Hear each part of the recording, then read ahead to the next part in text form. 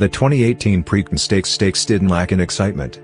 Despite weather conditions being reminiscent of those across the pond, the Kentucky Derby winner, Justify, and runner-up, Good Magic, brought their A-game, dueling head-to-head for much of the race before a victor finally emerged, with Justify keeping his Triple Crown bid alive. It truly does not matter the conditions, because Justify is going to run his race. In the Derby, the track was muddy and the pace, which Justify was right on, was hot. Despite that, Justify shattered the so-called Apollo curse and wore the roses.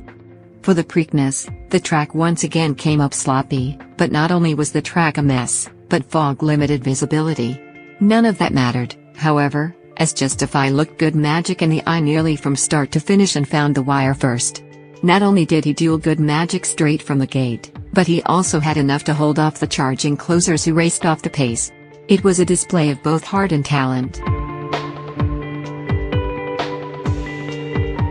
Social media exploded the morning after the Kentucky Derby.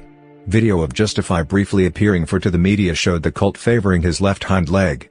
Trainer Bob Baffert maintained through the storm that the colt was fine, that he was known to suffer from a skin irritation after running in the slop. A state veterinarian also discovered a heel bruise that Baffert's team quickly treated, and then dismissed. Justify's performance Saturday ended the speculation. He's a healthy horse. Good Magic's jockey, Jose Ortiz, said he wouldn't give Justify an inch. And he didn't. When the gates opened, Good Magic positioned himself inside of Justify and helped set the early fractions 2 weeks after finishing just behind him at Churchill Downs. Even though the 2-year-old champ didn't prevail, he gave Justify all he wanted and treated fans to another closely contested classic. Trainer Chad Brown has already said the Belmont Stakes is not an option for Good Magic. Perhaps we'll see these two horses clash again later in the year.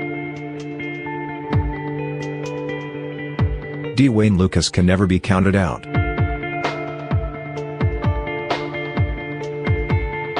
Bravazzo upset the Risen Star, G2, to earn himself a spot in the gate at Churchill Downs, but then proceeded to throw a clunker in the Louisiana Derby, G2. But his respectable 6th while running wide in the Derby earned him another try at a Triple Crown race. The Calumet Farm-owned Awesome again went postward in the Preakness with double-digit odds but carried a resume similar to Oxbow, who upset the 2013 running. Dwayne Lucas was also the trainer then, and Awesome again was the sire. After Saturday's performance, Lucas is poised to send Bravazzo in the Belmont.